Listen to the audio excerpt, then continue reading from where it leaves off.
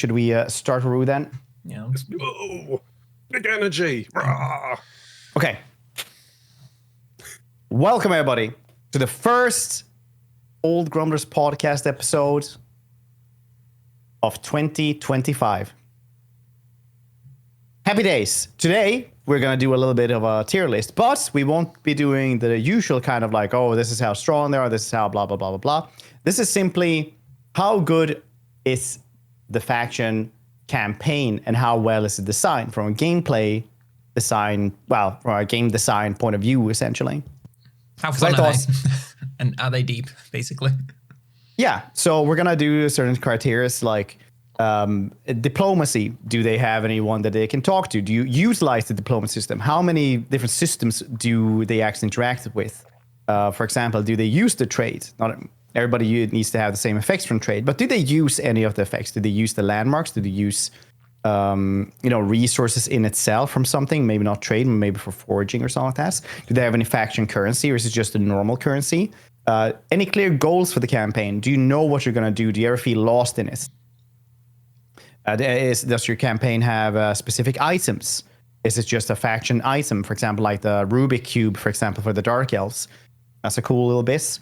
How many landmarks are there for you? And can you choose how the campaign is going to play out as well, even though you have clear goals and victory conditions, et cetera, Like just what elements of the game do you actually interact with? I've got a question. Yes. What Rubik's Cube for the Dark Elves? Have I missed something? So the Dark Elves have like a special item that gives them a Pit of Shade as a bound spell. Oh, right. Yes. Okay, that's fine. Yeah, continue. But no, I was done. Oh. First Lord. Whoa. Yeah, we clearly weren't listening. Yeah. Said Rubik's Cube. I was like, what fucking Rubik's Cube? Have I just like completely missed a button this entire time? And I wouldn't put it past myself. I reckon Alariel is pretty good. She has good direction. Fair enough, it's just like secure the donut. But, to be honest, both she and Tyrion have, and to a lesser degree Altharion, have basically the same sort of... Yeah, but she gets directly rewarded for completing that with the... Rubric of Dark Dimensions is what it's called. Item for the... It's not Rubik Cube, Rubric of Dark Dimensions. Yep. It's falling apart already. Pit of Shades is good. Yeah. Anyway, yeah. So Alariel, yeah, she's kind of... I mean, she does have... Yeah, she gets bonuses for completing the donut, and she also gets like that thing where wherever she goes, she brings light and happiness to everyone. Yeah. Much like Dolly Parton. Mm-hmm. So that's kind of good. But she is basically like a better Tyrion, isn't she? Yeah. Yeah. And she has Wood Elf units, and that's it. Yes. Yeah, I would say that's like at least A tier. Like first, like we might be changing these like later on as we go along, but like at the very least A tier. I would agree. Or maybe even S tier, because she does have really good landmarks around. You're supposed to protect the donuts. You do have clear enemies because everybody's gonna attack you. You can use diplomacy. You can choose to attack other ones as well. If I have to play the high elves for like a video, like when I did the Phoenix Court mod, I pick Alariel because she's just like, she's not too hard, but she's still like challenging enough and pretty fun. You know what? I'm going to probably say S tier. I don't know how... Wait, do you have some faction-specific currency as well? You don't, right? Influence. No, boss. Well, sorry. Her is the faction. High Elves is the race. Bloody hell. I guess. Right, so I guess it gets really, really weird. But I guess that's the distinction we'll have to do.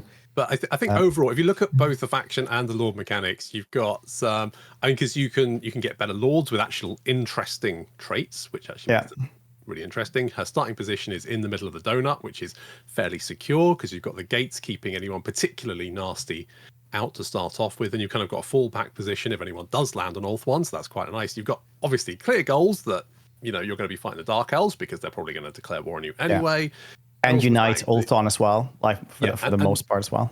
Also, the fact that your eastern front is probably going to be fairly friendly as well because you've got the Bretonnia and the Empire there, so you're going to be looking westward. I assume we're ignoring victory conditions because if that was the case, everyone would be in F tier. Like actual victory I don't conditions. remember all of the victory Also conditions, that. mostly. But doesn't she have like fairly okay victory conditions anyway? Yeah, but for the sake of everyone else, I think we'll just ignore those. It's basically secure Ulth 1 and kill the Dark Elves. That's basically Ooh, her. daring. Yeah, it's not exactly outside the box, but you know, it's generally fine. I think she's a fairly sort of starter friendly faction, really. Yes. Has anyone actually played Alberic? I don't think I have. Who? I have. It's fine. I mean, it's different than other ones, but it's definitely like one of the weaker Bretonnian ones. Bretonnia is still like Luen and Reponse. Albrecht is cool, but obviously you're gonna interact with way less dudes around there. It is a different campaign, and that's kind of what they're going for. Yeah, it feels very much like if you're gonna play Bretonnia, not in Bretonnia, play Reponse. If you're gonna play Bretonnia in Bretonnia, you got Luen, or if you really want, you can play Fae. Why'd you play Alberic? It's just there. Yeah, it is just for fighting. Like you enjoy Bretonnia, you're gonna fight somewhere else. But it's still like jungle climates. It's, you know, like just a bunch of bad stuff, basically. I would say it's like B because it's still Bretonnia. You still can kind of go over if you wanted to have some friends. I think D because I don't know who he is. I will cut the middle and say C then. So I don't think he's awful or completely worthless. I just don't feel like I'd play him just because of the other options. But I don't think that makes him bad. I think that just makes everyone else better. I think Bretonnia in general, definitely better when you play outside of Bretonnia because Bretonnia is awful. They also have only 2 landmarks over there as well, where he is. They have the Chamber of Visions and the Emerald Pools. There are some landmarks on that continent as well. A lot of them on Ulth 1 for Bretonnia. If we're talking modded, however, Alberic is much better with the Bretonnia overhaul, but we're not, so C tier, bud. C tier. Alice.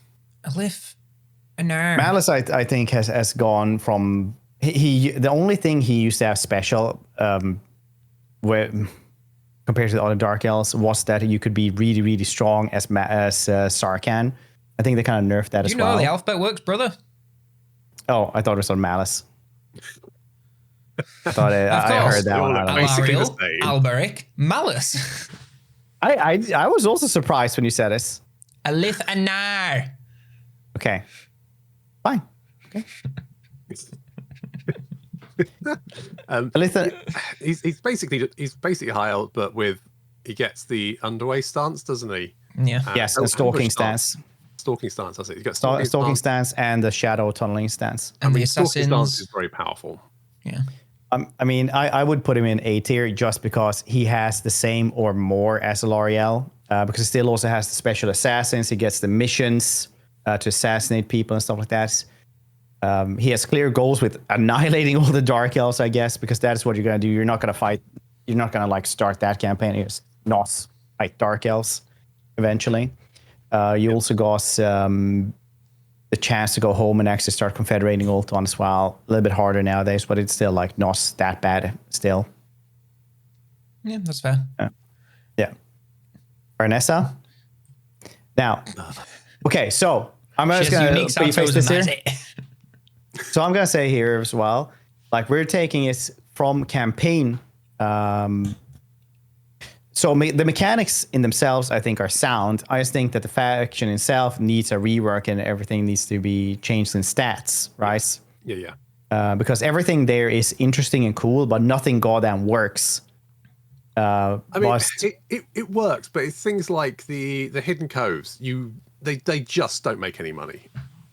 Oh, really? I would almost count that as not working then. Well, I mean, it works. It's just it doesn't give you enough ink. Like I covered the entire map with these fucking hidden coves, and I was making a pittance compared to Bretonnia and its agriculture. So, and then you get the buried treasure, which in theory is a really interesting idea, but when you have to travel halfway across the map for $3,000, you kind of like, I don't know why I bother with that. Can I cope really hard and say that buried treasure encourages you to explore the map. So you just go around searching for treasure, pirating whoever you come across. You don't, because you send a hero to do it. But in theory...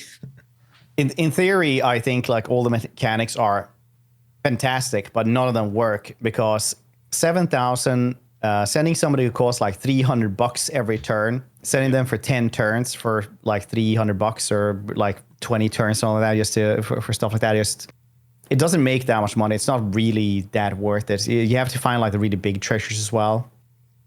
And coves don't really work.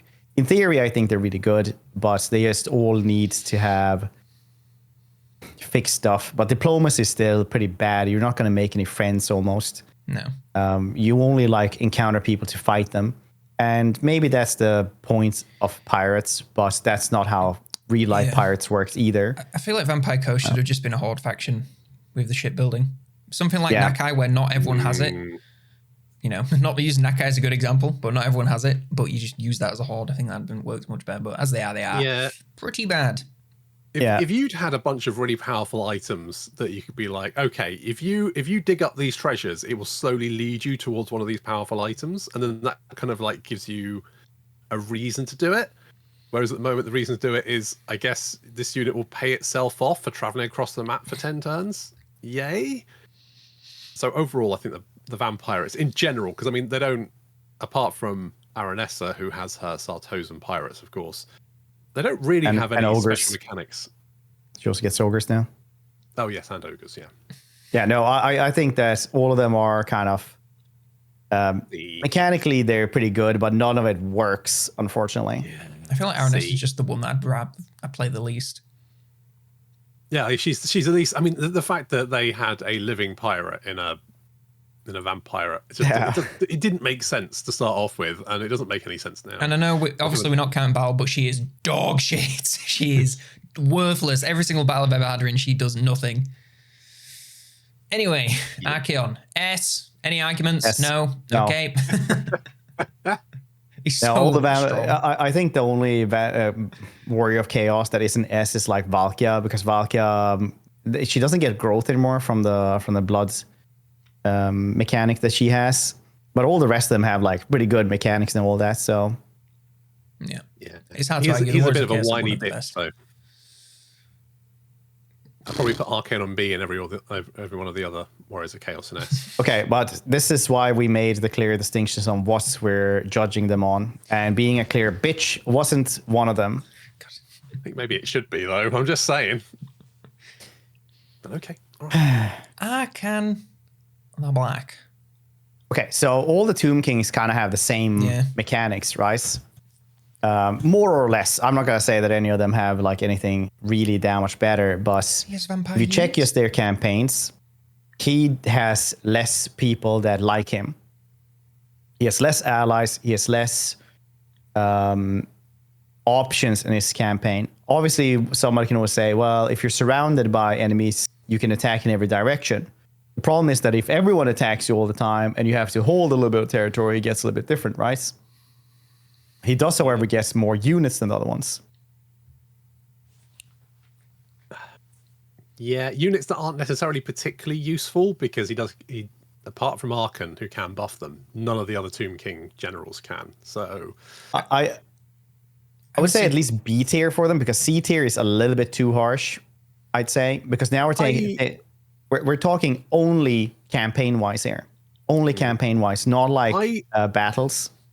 I really like the limitation that having the unit caps instead of having income. Yeah, definitely. I think that makes the campaign significantly more interesting, and I think it's the direction that Total War really should move in, because it solves a lot of the problems that Total War has, in my opinion.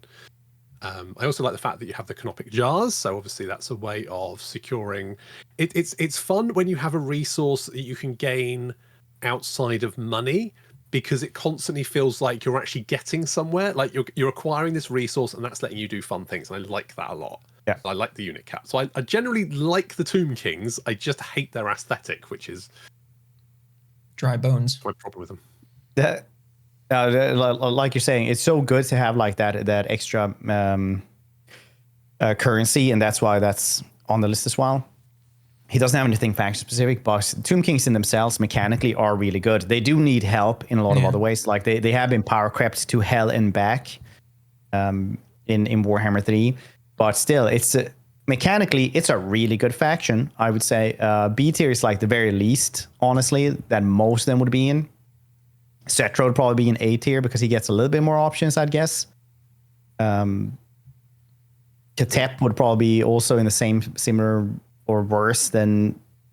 Now he can get as many friends possibly up in the north, right? I guess so. Yeah.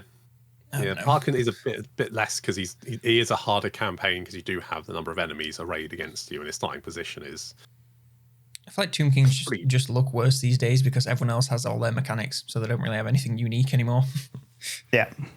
Should we just put them all in B tier then, and like they should just be a little bit spruced up? It's like these high elves that we put in there. Had they had like a faction specific currency, for example, probably they would have been a S tier, right? Yeah, that's true. I mean, they do have the influence, which is something, and maybe that influence needs to be sort of added for a few more things. I don't know. Maybe if they had a little bit of a rework and they would just had that influence kind of be useful for some other bits and pieces, maybe that would be more interesting. Speaking of S tier, Chaos Storms are pretty fucking good. Yeah, Chaos Storms are all S tier, I'd say. Honestly, it pains me that DLC is so expensive because if it was like a reasonable price, it would be like the easiest recommendation and the best DLC. But it's so expensive. Or at least one more lord that started somewhere else. Yes. And didn't have to fight Grimgor the first 30 turns. That's real. Probably also S. Yeah. I'd say so. Azag has not a lot of special stuff now, does he? He didn't really get anything in the rework. The most exciting thing that I remember him having is the ability to occupy the Empire because he can live in temperate, can't he? Oh, yeah. So that is slightly different than just the Badlands brawl. So I'm not a fan of greenskins in fantasy almost at all. Because I don't think they do anything really unique, or they didn't used to do anything unique. But from a campaign perspective, the WAS are kind of cool. You do get a trophy. Trophies should be reworked a little bit, but otherwise it's fine. Just had a rework. Yeah. The trophy thing is kind of a bit weird because if you get a really good one, like say a high tier undead one, which does a lot of really cool stuff. There's some that are just so crap that you don't want to war for it because it overwrites it, and that's just such a weird sort of way of going. I don't want to use this mechanic anymore because I've got the best one. Yeah, it'd be nice if there was something like a trophy cabinet where, like, after you've used it for 20 turns, it then goes and you have like a smaller buff. So it's like, remember when we did that, lads? Woo! Next one. Yeah, something like that would be quite useful. But at the moment it's kind of a bit weird. Yeah, I mean, diplomacy also for the greenskins is kind of weird because it's like you might be neutral with some of the evil factions, but they're basically waiting to go to war. But diplomacy is also cool because if you fight another greenskin lord, you will confederate them, which is really cool. Like that's a fun mechanic. I love doing that at the start, just hunting them down. Azag does have one major negative, which is he starts right next to Ungrim. Yeah, and Ungrim is an absolute nightmare to fight. Especially clear goal though. Greenskins. Very clear goal. What you gotta do? Yes, survive. The Empire. Yep. Yeah, but Ungrim gets a load of giant slayers. It's just like, it's just the worst time. Azag is B tier, I would say, and a lot of other greenskins become A tier. Yeah, I think he's. But I'm not a fan of greenskins. But I'm trying to be objective here. Yeah, I would agree that he's on the lower end of greenskins, and they are definitely very strong. Gelt. Someone's got to get down here sooner or later. Yeah, Gelt and most of the Empire will be in S tier. Especially after the rework. Yeah, because even though he's OP, he does have good diplomacy, good landmarks. They have a ton of like faction specific or like race specific items, ancillaries, all of that. He has his own currency, doesn't he, for the wizards? Yes. Also his mechanic for cataclysm magic and all the other magic and wizards, stuff like that. It's an OP faction that should be kind of looked at maybe, but just from a campaign perspective, like it's really well designed. You also get like a friend with Xiao Ming. Yeah, you can You get the option to head back to the Empire as well. And then you get like different bonuses for that as well. So you can start doing like weird stuff over there as well. There's a ton of stuff you can do with that one. Like I would definitely say straight out the bat that Gelt, Elsef, and Carl are S tier, all of them. And they are probably the most well-crafted campaigns in the entire game. Well, there's a reason that Elsef and Carl are the top 2 most played. Yeah. Yeah, because you get such clear objectives. Just fix the Empire. It's also so clear and well structured there. So it's you can just push those up in S tier straight away, I think. I'm just gonna pop that out there. Oh, Be'lakor, no, really, Be'lakor also has portals, which also does a lot of stuff. And I would argue that all of them, all of the Warriors Chaos are S tier except for Valka, who is A tier just because she's just weird. I would disagree with Be'lakor. I would say he's A at most, simply because he kind of feels a little bit confused as to. Obviously. Oh, what do you mean confused? Because he's a demon. He's the demon of Chaos faction, but no, he's Warriors of Chaos. Is he Warriors of Chaos? Or I thought he was demons. He's Warriors of Chaos, but with. Yeah, I mean, I don't know. I find Be'lakor just a little bit confusing as to what he's for. Like I don't know. His starting position is fine, and I guess it puts you quite close to Draika Empire and Bretonia, but it also means that it puts you really close to Draika and South Pole because you have portals and you can choose where to go at stars. Yeah, that is true. That is true. And if you manage to get any ally or anything like that, you can just borrow an army and just make a portal there as well. The portals are great. Like the portals are fantastic. They're just such a fun mechanic for Be'lakor. Well, it's a way to get around the map and fight different people without just being an instant free teleport. You have to set it up and put some work into it. So people out there complaining, we see you in the comments complaining about teleportation mechanics. I think teleportation what's wrong with you? Teleportation is good, but it shouldn't be too easy. I think the latest DLCs made it too easy. But like everybody wants the underways from like dwarves, and everybody wants like portals from Be'lakor and stuff like that. But maybe not as easy as Be'lakor because that's a faction specific thing. But something in those lines, I think everybody would enjoy to some degree, as long as they don't make it too easy for most people. So I would argue that all dwarves are at least A tier at the very, very least. Because they have tons of landmarks, tons of ancillaries and items. With Clan Ungren, you also get the ghosts to help you out. You also get a clear goal of taking Carrick 8 Peaks. You get a Malice for not having it at stars. And I would say it's A tier easily. Easily, if not even S tier. I still really dislike the grudge mechanic. The grudge mechanic is also good, but it's one of those things that is the mechanic in itself sound? Does it just need tweaking? To be honest, I think that entire mechanic needs to be stripped out. I think it's a rare miss from CA. They're quite good with their mechanics, and this one just missed the mark by fucking miles in my opinion. After the year we've had, you're going to see a rare miss. What do you? In mechanics, not in general. Obviously, CA miss all the fucking time in general, but when it comes to mechanics, they're generally fairly good at going. What don't you like about it? I really don't like the way it turns the dwarves into this psychopathic must kill everything faction when that's just not what they are. I would say actually they're S tier because also with the grudge mechanic, you also get like some armies that just come around that are really high value as well. So you're like, oh, I gotta go grab that one. And I will say that the grudge mechanic needs tweaking like 100%, because sometimes you get just campaigns where you just don't get the grudge meter full. I did a Belgar campaign recently, and you have like really good friends, you have really good enemies. You have, clear stuff. The only problem in it is the order tide always. If the order tide pops off, the campaign is way too easy. Way too easy. Yeah.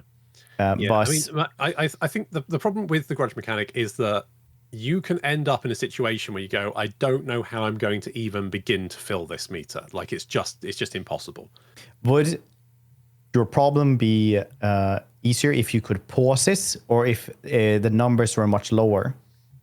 I think the problem is that the mechanic is set up in this way, like it spreads out these points, and when he gets to a certain point in the campaign, these points are spread so thinly, like it's just not enough, nowhere near as enough butter on a huge piece of toast.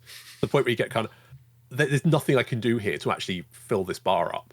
And what it should be is the dwarves have like specific objectives. Like you go, this faction has taken this settlement. We do not like them. This settlement is our home, and therefore we must take this. Compared to just go on a rampage across like as much territory as possible to try and like hoover up all these grudge points, because that's the only way we're going to get it. Would your thoughts on the grudge mechanic be changed if they had a mechanic like, you have been at war with this faction for 10 turns? You now get 10 times amount of grudges from fighting that faction. Yeah, I think it shouldn't be based on just like how, because it does attribute grudge points based on like aggression towards other dwarf factions, and maybe if there were more dwarf factions, and maybe if the AI was significantly more aggressive towards each other, that might work. But its current state, it ain't working. So right now, I would definitely argue that we have, you know what, I just agree to disagree at this point. It's fine. I would say the one thing with putting Belagar so high is we have Malachi coming up, and he's kind of like, he is, Malachi is S tier. Yeah. So like, are we really going to put Belagar really in the same tier? Yeah. Okay. No, I think all dwarves are at least A tier at the very, very least. They're all so goddamn good and got so much love and design and stuff like that. I love the underbuildy mechanic, the one where you can build like under city buildings with walls. That's really good. I agree with you also get the deep. They have so many mechanics that like just the worst one will be A tier just from like a gameplay perspective. Because if everyone got it the same amount of detail and attention stuff like that, like number tweaking aside, like the dwarves are well designed just from a campaign perspective. So what do you think of Boris? D. Yeah, he's terrible. Yeah, D. I mean, like his entire faction mechanic is to like watch two other ones have a race, right? And both of those die most of the time. He's like the cuck faction. He just watches two other people go at it. From the Chaos Waste as well, which is just the worst. Yeah, that's quite an exciting cook chair. Yeah, I mean, it's a weird one. So weird. It's almost like they didn't put any effort in. I would probably say Changeling is... It's pretty good. The effects of the schemes working out aside that are just shit, the direction is just so good. I think if the schemes worked, he's currently A tier. You just have so much stuff to do. It's just the rewards for doing said stuff is... Well, you have like almost no faction-specific landmarks around there at all. Like the closest one is around in Fort Sol. Do you even do landmarks as Changeling? Because all your shit's undercities. Yeah. I'm not really sure, but it is for Siege though. I don't think you do. And Siege in itself also has like a very, very few followers or ancillaries at all that are faction specific. Yeah, it's kind of weird. They definitely are waiting for their update, aren't they? Yeah. Oh, wait, they've already had their update because the change. No, they're gonna have a second one because they're gonna rework the shadow change. Oh yeah. So I mean, I like the fact that he has these schemes. There's obviously there's lots of different things he can do. You know what? I guess he is S tier. I'm just annoyed that those schemes just so bad. I would even argue that he's B tier because just the fact that you have such trouble actually losing is a big problem in game design, and it is something that everybody also will like. If somebody starts playing it and they play it once, they'll immediately say that as well. Like, oh, you can't lose. Like, if that's not a problem in game design, I don't know what is. How often have you lost a Total War campaign?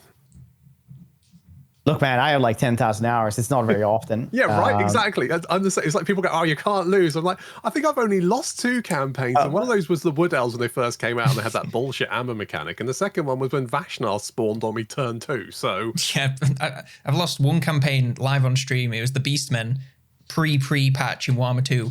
I fought my first battle and died.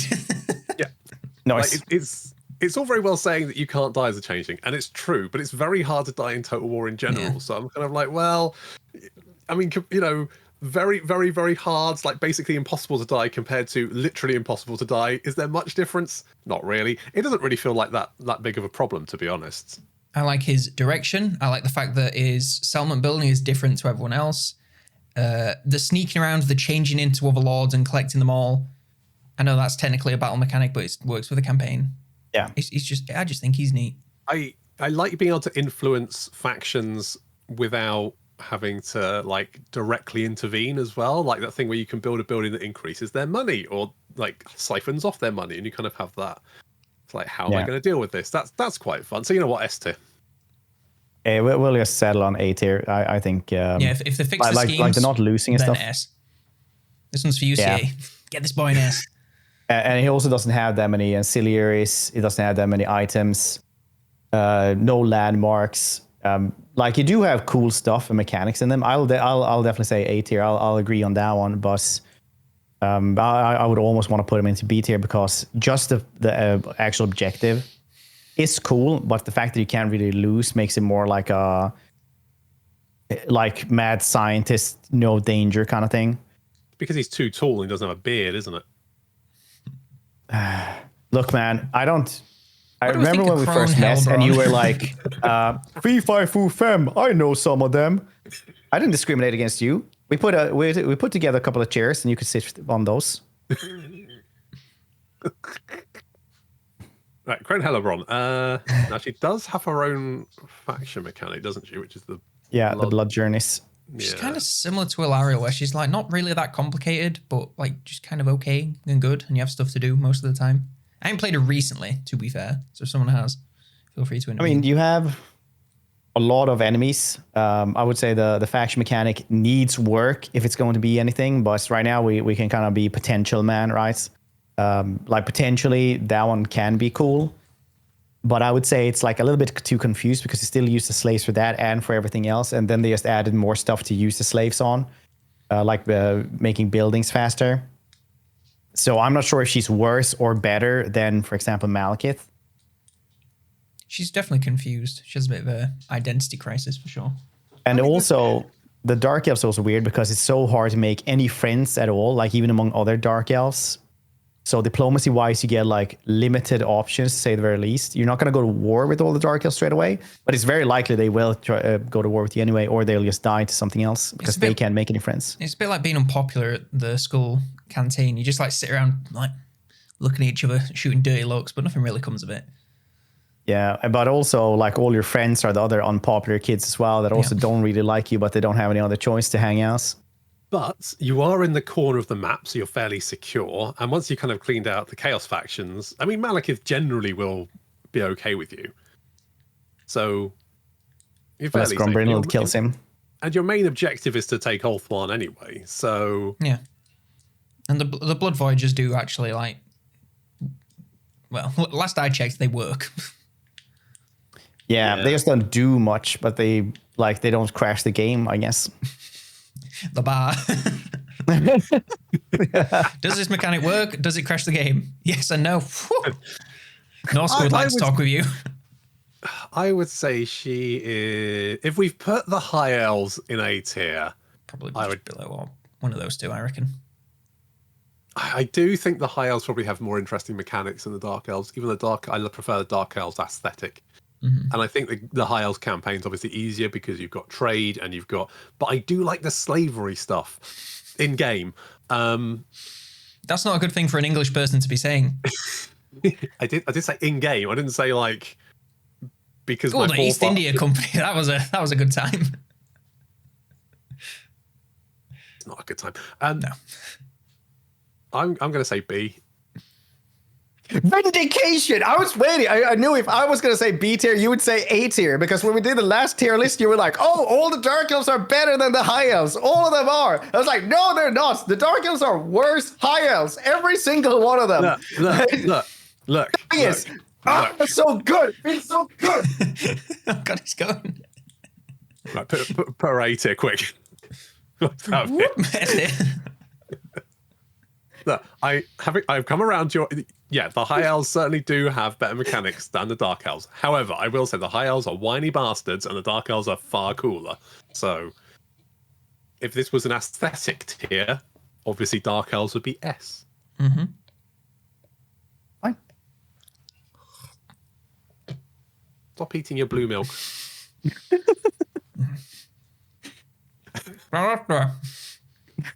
So I lost track. All right. I'd C. I think C. C at the very best, honestly. Like, that is a shit basically- campaign. That's a awful campaign. Is it? What? Okay, so, I mean, I felt like she's basically Aranessa, but in a different location and with some Ghost Knights. Yeah. I mean, like, that is an awful She's campaign. this much better. Because the problem also with Celestia is that she's not going to make any friends either. Like, everyone's going to go to war with you and everyone's better than you.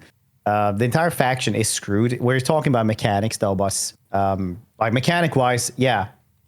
Had this been, like, one where we actually check balancing and how strong they are, D tier straight away, straight to the bottom, in the trash can. Just rework that one or don't even sell it. That's what I would say. Just remove it from the goddamn Steam shop.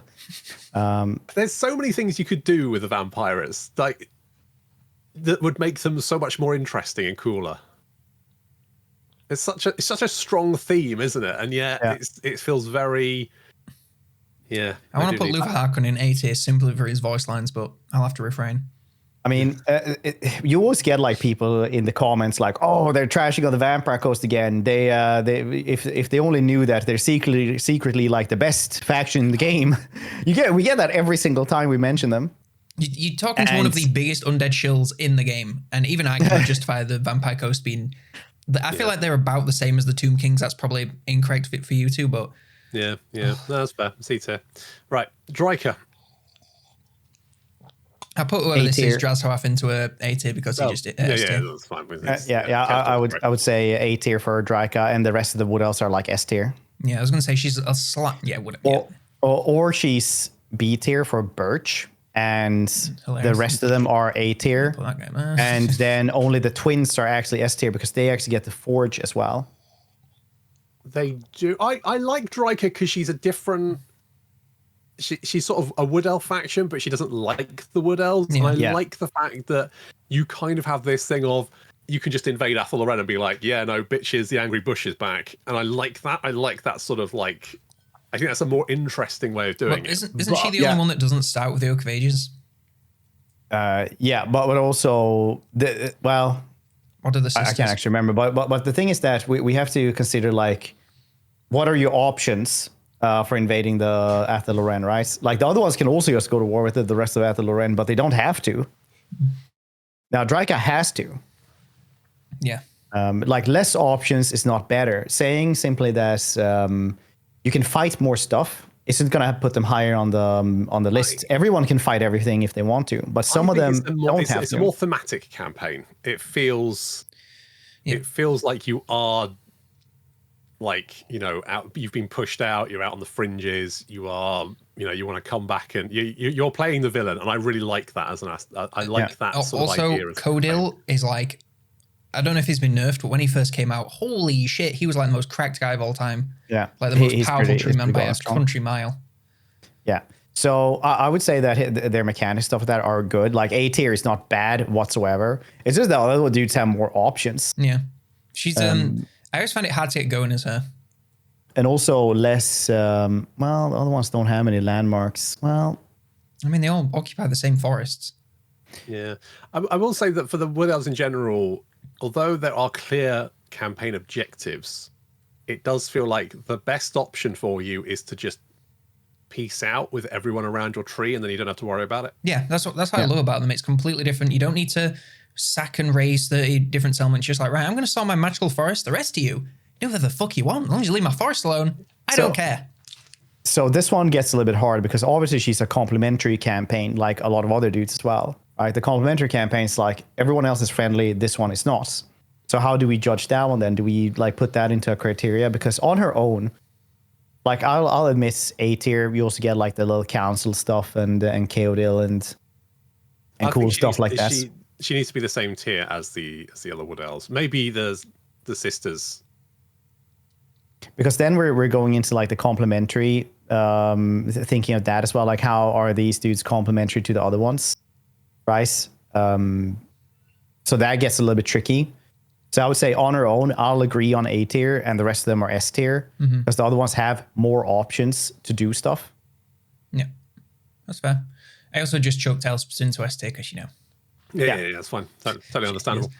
Eltharion. Eltharion, I would probably say, is S tier if the other ones are A tier, because he simply gets the dual start. You can choose which one you want to do there. He also gets your Batman prison. Batman doesn't have a prison, but, you know, it's a Batman prison. Doesn't the Snyderverse? He sends them there with a branding so they get stabbed. Okay. Can we just, like, Alith, right? Alith is Bat Elf, and Eltharion is 50 Shades of Elf. I thought he was like Punisher Elf.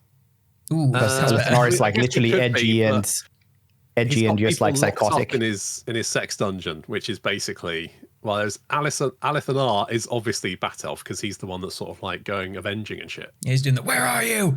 Here. Yeah. Where are their drugs? Like, World's greatest detective. 3 movies, the only line of thing ever where he does any detective work. Where are their drugs? Swear to me. God, the Christian Bale voice is so good. What a choice. So, yeah, I mean, he does have all of his. He does have he does have split start conditions, so that's quite nice. Obviously, he can pick both one, which is quite good, or you can pick. So there's replayability there. You also got all the unique units that you can get, which is quite nice. So I think S tier is probably just from a campaign mechanics, like campaign gameplay design wise, or game design, whatever you call this, game design. Yep. So Epidemius. S tier. B tier. I would probably say. Get the fuck out of here. No, I would say that B tier. Tamarkan and Kugath are both better. Tamarkan is, I'm not sure about Kugath. And I would say that Epidemius B, because he's just more boring. He's just worse Kugath. Out of here. No. Kugath is better. He's A tier. And Tamarkan is S tier because you actually have a clear goal to do. You're going to go invade everything. You're going to do all the chieftain battles and stuff like that. I would agree that Tamarkan Uwu is better than both of them. But I think Epidemius and Kugath are at least the same. If not, Epidemius is better. All the Nurgle factions have unique mechanics that don't suck anymore. They do still have that slight issue of it's very easy to run out of units, but only if you're terrible at the game. So they can also be plagues and that kind of stuff. So I completely disagree with that. Okay, I'll concede to having both Epidemius and Kugath on A tier and Tamarkan on S tier. I will allow this. Fine. I'm going to start doing this just to get them out of the way. Yeah, probably good. Okay. Helium Girl. She's just boring. Enchantress is... She's so boring. I definitely think like she does have some cool stuff, but like some of them are for battle, but on campaign, she doesn't do anything else really different from Luann, does she? No, she's basically exactly the same. And the problem is they also start in Bretonnia, which is... Yeah, I mean, I personally think that Luann is a better campaign, but from our criteria, they are the same, essentially. I would disagree because the difference... So the Fey Enchantress, the problem is you start in an area which is actually really hard to expand in because you've got the High Elves to the west, you've got the Wood Elves to the east, you've got more Bretonian factions to the north, and you've got human factions to the south. You're kind of like... You just wait for Ikit Claw to come up and like, well, I guess I'll just try and fight you after you've built up so much momentum. Yeah, which is why the Bretonians, when they were first released, had that weird sort of like mechanic where greenskins would spawn every so often because there was literally nothing else for them to do. You wipe out Grom and then you're just like, I guess I'll go like help against the Red Duke, or his name is. Yeah. So basically, I would say she's D tier. D tier. D tier. I think she's D tier because there's you've got basically nowhere to go, nothing to do. This is the most boring campaign.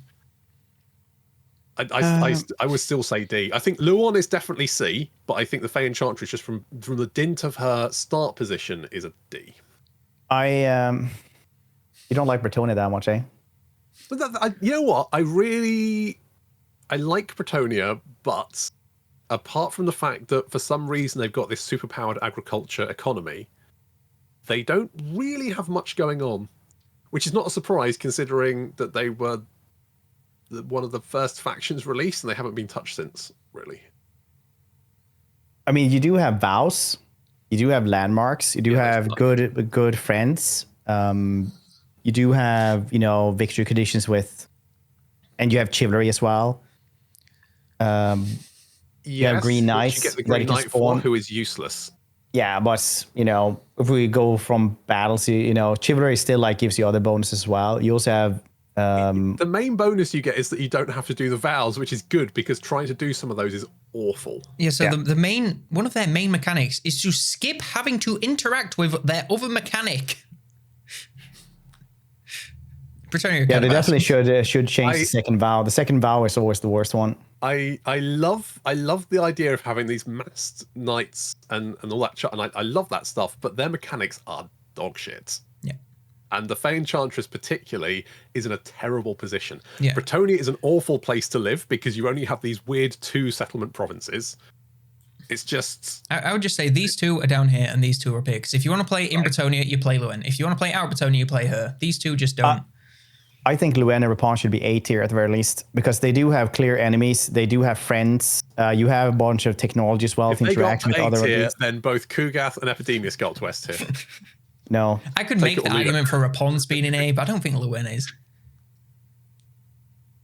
I mean, Lewin also has he does have limited options because if you're going to be friendly with a lot of stuff will win and you won't probably have to fight a lot of stuff. At least he can sail north and go to Norsca or the Chaos Wastes. The Fey Enchantress is literally stuck down there until another faction does something interesting. She's like Switzerland. She's just like, well, I'm just surrounded. What do I do? I mean, she usually goes south and fights rats and greenskins. Like that's what you do with Enchantress. Has no clear goals. Yeah, you take out what's his face, Grom, and then you just wait 10 turns for a kid to come up to you and then fight him. I'm leaving I can see him down.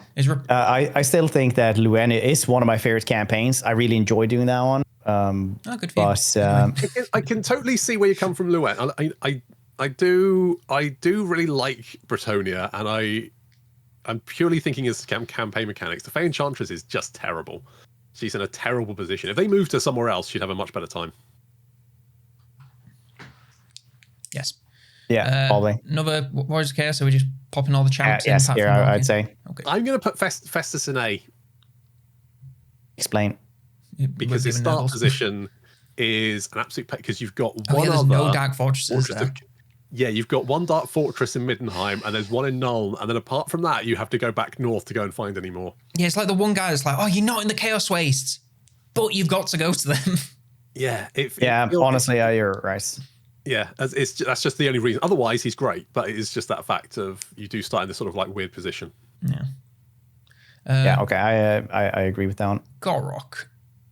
Here we go with the tricky ones. So you have some friends... rough ways. You don't really have... You do have some landmarks around there, though, which is cool. You do have special, ancillaries, item spanners, stuff like that. Lustria has turned into a bit of a knife fight again, hasn't it? A bit. Yeah, but that's good. I don't know. I feel like I like Gorok, but it's just like quite easy. There's nothing really complicated about his campaign. He has the right, which makes Sora strong, which is fun to just use Sora spam. But yeah, I don't know. Does he get Croak at the start? He doesn't have many mechanics. Oh yeah, I'm getting Croak at the start. It's pretty good. There are no mechanics. Lizardmen are pretty ass. Mechanics are, they're ass. I mean, he does get Croak, which is great, but the other Lizardmen can get them eventually anyway. Well, yeah, but nice. How do we feel about Lizardmen in general? Bad. Yeah, they don't have mechanics and they don't have a lot of... Like, where would you put Mazmundi as like the most basic bitch? Because I'm like in this region. Yeah, because the problem with these dudes is that like, how do they interact with other dudes on the map as well, right? Most of the Lizardmen have that they can make some friends, but it's not going to be a lot of friends unless you trade settlements and try to do stuff like that. So just on a base level, they are pretty bad with just diplomacy. Even if they have like 350 likability, they won't confederate anyway. Yeah, I would say baseline they're probably a C. I think Gorok would probably. Yeah, it's just one above. Just for the Croak and the Sora spam is like a little bit unique. Yeah, I guess he would be a B. But then you have 10 in 1, and then you have Oxiol that actually have mechanics as well. Oxiotl, I think, would be an A. Mm-hmm. Yeah. Teehee's probably a B. That would be my guess. So I need yeah, Master Mundi is almost a B tier, honestly, because he's not that different from, like, either you go upwards and fight Dark Elves, which maybe you have to sometimes, and you can't live there. So you're going to go south, right? Yeah. Yeah. So he's almost D tier.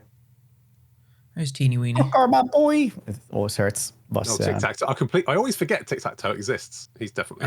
Yeah, he's a cool gimmick campaign, but I wouldn't say it too often, though. Yeah, that looks about right. How about the full the same face? The Lizardmen are very mid, aren't they? They feel like they should be a lot more interesting, and yet they need a big old rework. Yeah. Without getting a DLC, because their roster is already way too big. Yeah. I mean, they could have some stuff, but dang, they don't need it. No, they just need mechanics. Yeah.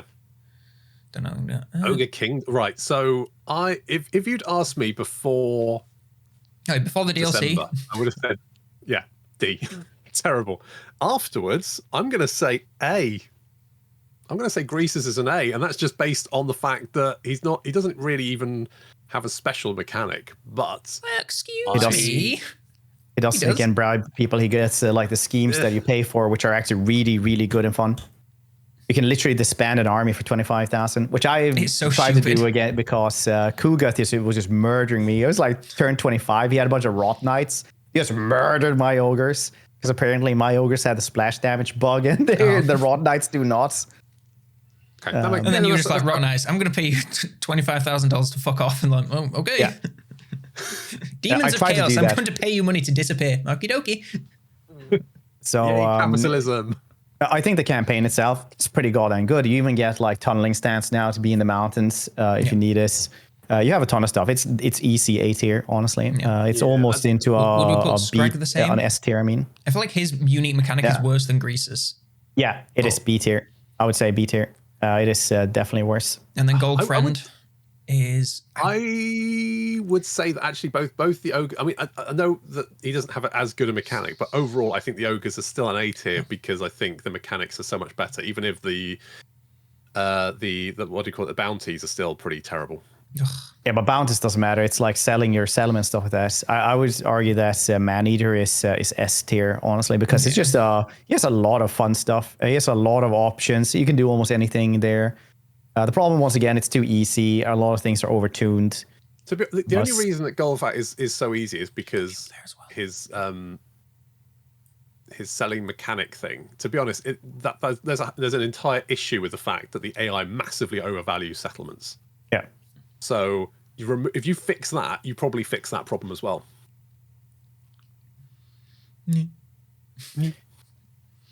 Grimgore. Better than Azhag, but I'm not saying he's an S. Probably A. Yeah, he didn't really get much else in the rework either. He did get some stuff, but is he better though? The only thing I would say about Grimgore is the fact that he borders the Chaos Wastes, and which means inevitably he's going to be at war with the Chaos factions, but at the same time can't settle there, which turns it into this sort of like endless grind of dealing with Chaos armies unless you decide to march into the Chaos Wastes and kill them all for no particular reason. I would say B tier as well, honestly. Like sure. Obviously he's better than Asag, but we have to, it's going to be Asag. Maybe we can move down to C or something, I guess. That's fine. And Grom. I would say Grom A. has, yeah. I love the. I mean, he did get good buffs as well, but those are mainly for battles. But all of his goblin stuff works for knights goblins as well now, which is really good. Ah, that's nice. Yeah, so you get tons more options for battles. But just from a campaign wise, yeah, like he's got it good. Yeah, I always love the cauldron. It's just good, clean fun. Yeah, and you're supposed to search for recipes. You're supposed to like go around and do stuff. You can sail to Ulthuan. You can fight in Bretonnia. You can go to a little bit wherever you want to. You do have the same diplomacy in most of the greenskins, which is like most people will hate you. Maybe you have Ikit as a friend, but I guess it's better. Probably about the same as Belgar, really. Yeah, I mean, all the dwarfs are A tier probably, except for Malachi, who's S tier. So I'm just preparing myself for the mental anguish of Thoric as well. Thoric should also be S. Oh, yeah, Thoric's top tier. I mean, the vampire counts are fine. Yeah, I mean, vampires are fine, but from a campaign perspective, Kemmler's in a kind of weird position. He doesn't have any friends nearby. He's sort of... He has Krell. Yeah. Krell is also weird because he should not be a battle summon. No, he should just be a hero. I don't know why they don't do that. Give him a skill tree. But they do have landmarks. They do have cool stuff. It's just sandwiched between Bretonia and the Empire, so it's like good luck getting any momentum at all. And also their mechanic. Fun. I mean, it's their mechanic for blood kisses needs work because there's not a lot of other mechanics that cost you like $300 at a minimum every turn if you want to try to assassinate people for blood kisses, right? You want to min-max this. Yeah, I think D tier is a bit harsh. It does feel pretty harsh, but I fear that I might be right as well. I'm a massive undead shill, and I can't justify putting Kemmler any higher. I can maybe think of like Manfred or maybe Vlad and Isabella are higher, but Kemmler's pretty ass. What about Gorst then? Gorst is in the middle. I would say he's more like a B. He's quite a fun, different campaign with his zombies. I mean, yes, it's kind of a pain in the ass, but he's certainly different and interesting. Yeah, I'd say maybe C tier because you're still just going to fight stuff, and battles aside, you know, like you're going to have a bunch of stuff to fight. You get some landmarks over there. I'm not saying a lot though. You get like your own Haunted Grove. You get one at Flay Tower. The next one like to the east is Nongshang Basin, and then you also get like the Dragon Isles. Just gonna pop this guy up here real quick. Yeah, that makes sense, doesn't it? Just while we're talking. I know Ghost is all right. The zombies are cool. It's just like Mr. Replenishment, really. Yeah, that's fair. My queen, get down there. No, I think maybe they should be more in the B tier because you can kind of try to get to the Empire, may have some friends maybe, but still it's like your primary landmark, Von Karstein Palace, also needs work. But if we like the Von Karstein Palace is something I've been like complaining about for goddamn half a decade at this point. Like, why would you make something like that? It is so bad. I don't know why they would ever make that. It literally gives you +1 Vampiric Corruption. This is a tier 5 settlement that's like 12,000. Yet Hero Recruitment rank +2. Control +2 and Lord Recruitment rank +2 faction wide. It's like 12,000 tier 5.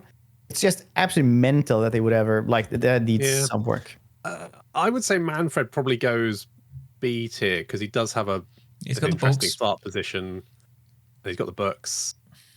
The books are cool, but he's got the looks. Bad. They do need some work on that one as well. But I mean, at least he's got them. It's something. I guess he's the only one that actually has a faction mechanic as well. Out of the vampires at all, but he doesn't have as many options for friends and stuff like that, does he? Maybe Arcana actually will help him more. Maybe he's actually A tier, unfortunately. I know everybody hates Manfred, but I mean, he does get some more friends. At least it's Arcan, which is a clear friends, and the rest of them doesn't get anything. So Elf Prince Boy. I mean, is it B because you don't like him, or is it because I just don't? I think he ranks alongside Vlad and Isabella. I don't think he deserves A.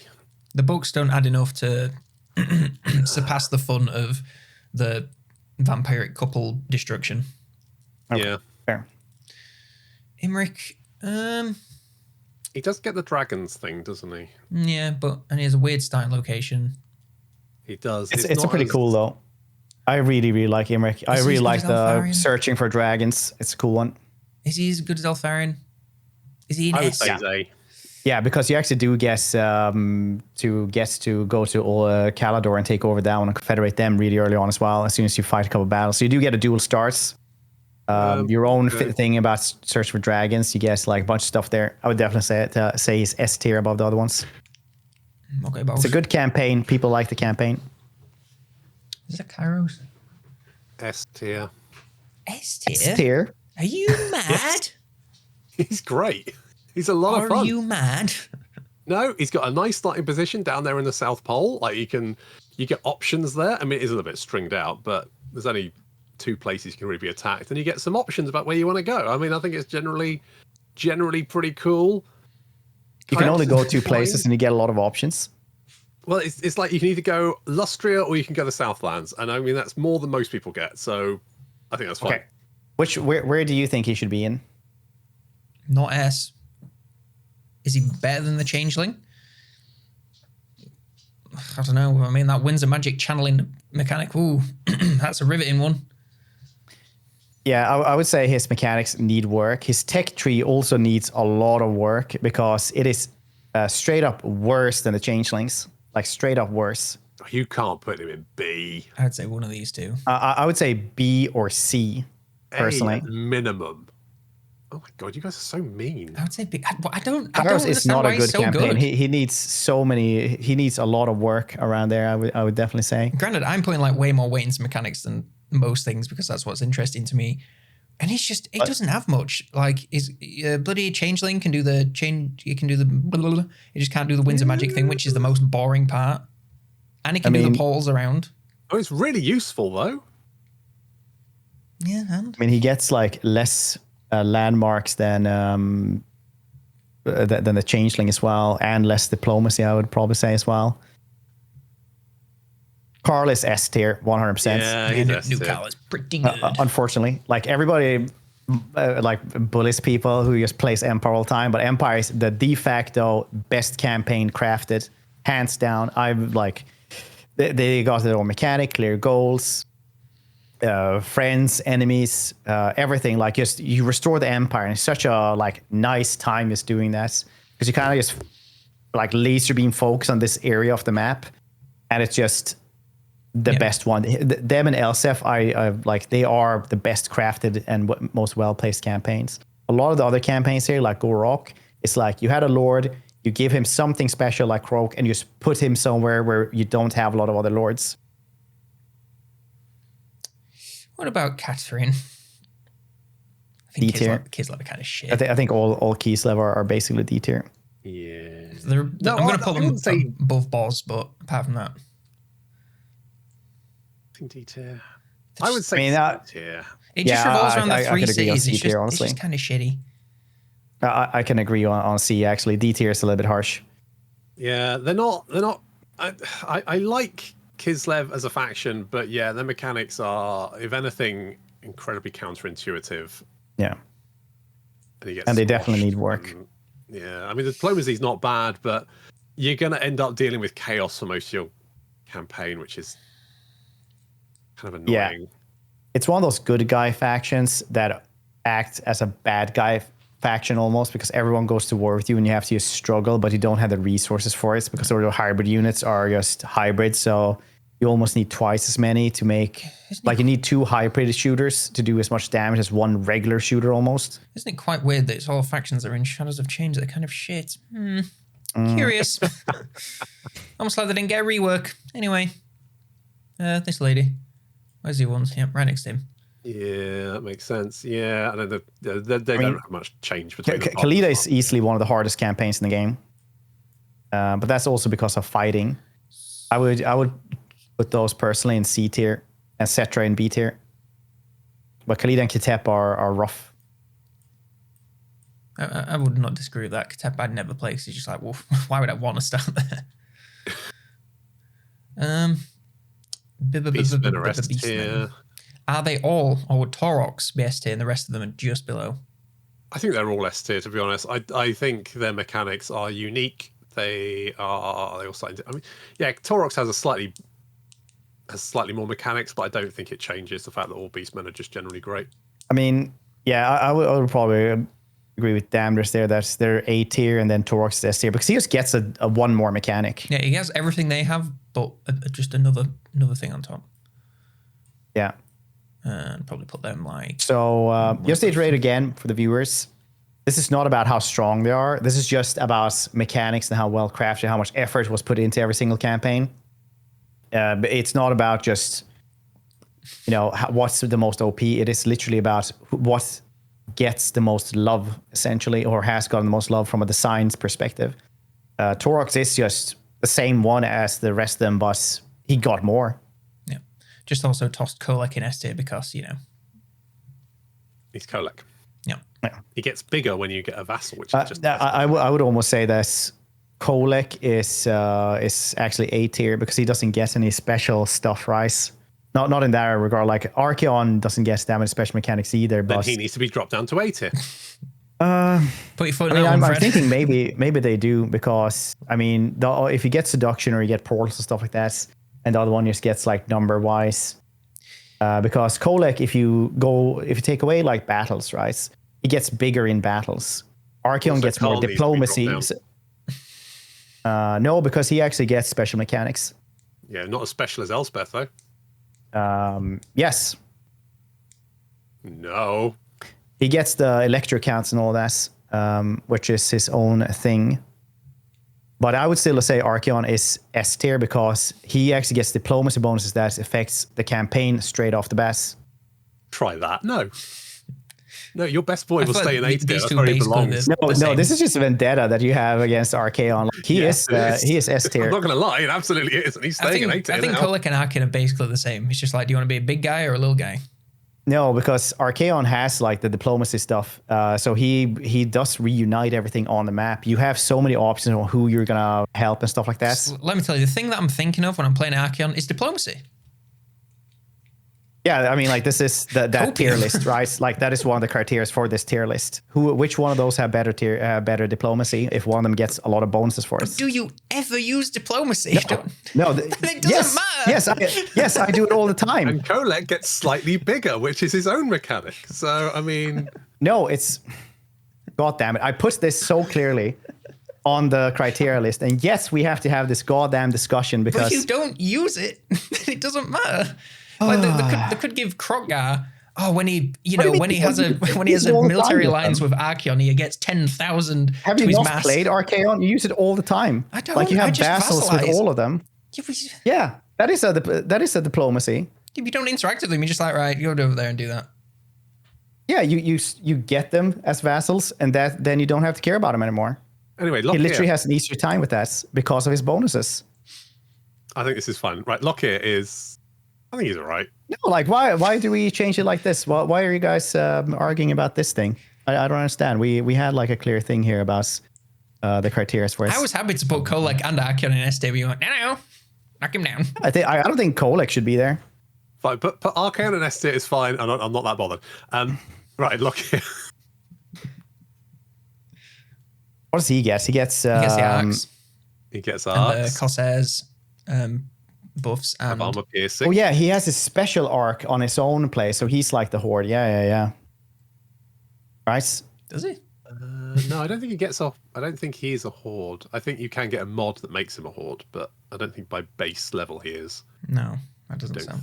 Last I played him, he gets a special black arc, but the only special thing about it is that it's got a statue of him on the back of the model or something. I think he also starts over in Cathay, which is nice. I guess. I mean, it's different. I would say it's probably B tier. Let's see, the Crone. Yeah, probably about similar to Crone. Maybe a touch worse, but not worse enough to be with these lot. He's fine. He's all right. Speaking of which, I want to put Luvire so bad because he's so funny to play, but he's just not better. I would maybe put Noctilus 1 tier high because his starting location makes he can actually be a pirate. Yeah, I mean, the Ocean Toilet is a cool starting location, but it's a pretty sucky starting location at the same time. It's like Schrodinger's starting location. Well, I just what I normally do is just leave it and then ship build for him and then don't take anywhere else and just play like a horde with that as my little home. Yeah, it's fine. I mean, it's really hard to defend but yeah, B is generally fine. Of all the Vampire Coast, that is who I would rather play. Yeah. Malachi. Yes. Yeah, he's just better than the other ones. Yeah, he is. I think that Thoric and Malachi should be S tier. I think, did I put Thoric up there? Possibly you did. Or maybe you haven't. I can't see him. Yes. Why is Boris here? Good question. I didn't wonder that. We don't think think about it. Oh yeah, he's an S tier. Yeah, he's over there. He's just top. No, second row to the left. No faction for you, Boris. Nope, you don't exist. Yeah, no special mechanics. Is that the Red Duke as well? What the fuck? No, sometimes you just find these, okay? And Sartorial. Oh, yes, of course. Anyway. I love how Boris is on the same tier as 3 people that don't exist. That's how shit he is. Bless him. Malekith. Probably about the same. Malice, he doesn't have any. Malice, which of course comes after Alariel. Callback. I would put him C tier, to be honest. I think his mechanics sucks. Yeah, I would probably say so as well. I suppose if you're ignoring his one-man army-ness, he doesn't really have that much was nerfed. Oh. Because he only had that like one-man army stuff. You can still kind of do it, but just way less effectively because he doesn't do anything else that well. He does start in like actual hell. His starting location is so rough.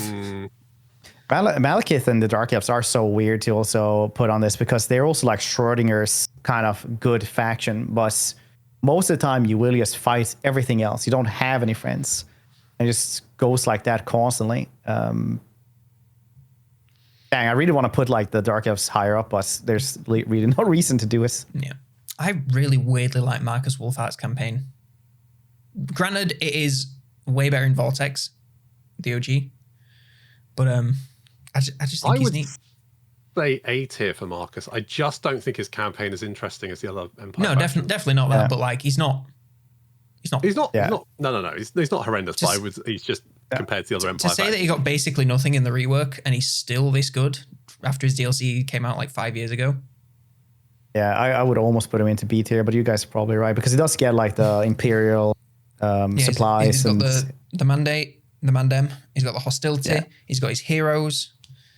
He no longer chases Nakai because he's doing whatever the fuck he's doing. I guess I just never really play him because I really like Elsif and Karl so much better. They're such good campaigns. Miao Ying. Cathay in general. Cathay in general are very mid in my opinion. I just don't see much reason the to play them. compass is pretty bad. The caravans are pretty bad, and their balance thing is also pretty bad. And the Bastion is pretty bad. It's a collection of 3 settlements. It is. Yeah. And they don't. I guess they go kind of into the Vampire Coast territory again, where they just like it can be really good, but they need tweaking a lot. But C tier is a little bit low. I would definitely say they're lower than I think it works. Like B tier and then like A tier for Juan or even S tier for Juan. Because his compass also gives growth, which is what you want, right? Like he just gets better stuff than the other ones. Oh yeah, but it's still the compass where you just click it and then it reminds you, do you want to change it? And you're like, no, I don't. You know what? I actually think that maybe Cathay should just in general be B tier. I think they're not terrible to play. So if we also go into the things like who can the diplomacy? You can confederate a lot through, like you can conquer stuff just via confederations, right? You do get allies around there. You get a lot of enemies, like Meow Meow, for example. She gets like clear goals of just protecting the Bastion. Yeah. They do get a lot of stuff like that. So together with landmarks as well, they also have like some of the strongest items, right? What landmarks are in Cathay? Possibly some mines? The mines. What a callback. Yeah, I would say okay. For people who don't know, when Immortal Empires came out, when Realms Chaos, I think Warhammer 3 came out, there was the Mines of Nanjing, right? And my first thing when we were playing this in early access and like got to playtest this was that why doesn't the Mines of Nanjing have a mine? They literally have it in the first dialogue that the rebels are using the mine to fund their war, and then there's no mine there. And I complained about this every single patch for 6 months until we got Immortal Empires. And CA obviously heard me because they just removed the entire place called the Mines of Nanjing from the map. What a hilarious way to... Should we have a resource? Nah, nuke it. But aside from generic landmarks, you get like the Warpstone Desert, you get the Gunpowder Road, Land of Steel, you get Celestial Court in Wei Jin, you get the Grand Observatory in Xinpu, you get Nonchang Basin, Mount Lee. Broken Lands of Tian Li also has Phoenix Temple. Like you get a lot of landmark stuff like that. Like it is, I think they put a lot of love into it, but like you guys say, they're just not that they fun should to just play. have this be more stuff than just a comp. It's like, hey, do you want to change it after a couple of turns? Yeah, I'd say Meow and Zhao in B and then Juan in A is fine because he gets the Lustria thing, doesn't he? So You also get a lot of there. interactions thanks to the caravans as well. Yeah, if they don't die. So I would argue that they would be A tier and then S tier for Juan, because there's no way like Xiao and Meow Meow are the same one or same tier as Noctilus. Like no way. Yeah, but you really think Juan is the same as Malachi or Elspeth? Yeah. Yeah, he is so goddamn strong and has like so much stuff to do all the time as well. As soon as you meet like Marcus or Albrecht, they are your friends as well. And then you still have, you can still start confederating in Cathay as well. So you get like kind of the dual start as well. So yeah, I would definitely say that he's over there. It is a fun campaign, isn't it? I mean, you do have options. The problem is that he is too strong, but all of the S tier ones are too strong in general. But I'll let you guys decide down. But I would definitely argue that Cathay, even though, yeah, like the campaigns are just well crafted. They have like a clear Cathay. This is how they wanted to do it. They have the landmarks, they have the items, they have the diplomacy, they have the confederation, they have, you know, all the criteria for like good campaigns. Yeah, I'm happy with this. Yeah, I just don't think the mechanics are interesting enough to warrant pushing them up, in my opinion. Right. Marathi, A tier. Elaborate. Other than, you know, the obvious. Hello? Put her in B quickly. She is not worthy of anything. A tier. She has to be an A tier. She's got her own. She's got different mechanics compared to the other Dark Elves. Yeah.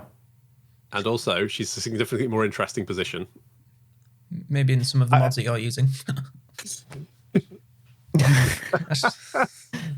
Relax, liberals. It's called a dark I joke. like it when she I like it when she's mean to me. I don't know why. It's some sort of psychological thing, but still, I like it. Like elaborate. Well, I like it when she's mean to me. I like it when she's got her feet out. I mean, when she feet. Have you seen how dirty her feet are? Not that I've seen, obviously, but have you seen how dirty they are? In great detail. Wear some socks, for Christ's sake. Please don't look at my Nexus mods where it's just all like 4K Marathi feet upscaled. Extra dirty version. I went to Nexus mods for Warhammer 3 stuff once. I was like, God. I wonder what kind of mods they have instead of the workshop. And I was like, oh, right. Stuff that has not seen the eyes of God. I would love to do a video that's like diving into the degenerate world of Nexus mods, but it would just get my channel took down so fast. Well, I vehemently disagree. I think Marathi is minimum A tier. She might be low A tier, but she's definitely A tier. I mean, she's got the Slanesh thing that's more interesting than Malekith, and she can get some of the Slanesh units. I mean, does she though? Yes, she does. Inherently, she gets some of the Slanesh units, and she spreads Slaneshi corruption. And also, she starts in a position where you are in immediate conflict with the High Elves compared to the other Dark Elves who start in them. Who are your friends then? Well, you start off with... What's your diplomacy options? Your diplomacy options are obviously Northwood and the other Dark Elf factions, but then that's the same as the other Dark Elves. And on top of that, she gets Slanesh stuff. So if Archaon gets to be S tier, I think Marathi should be able to get A tier. I don't think any Dark Elf really is A tier.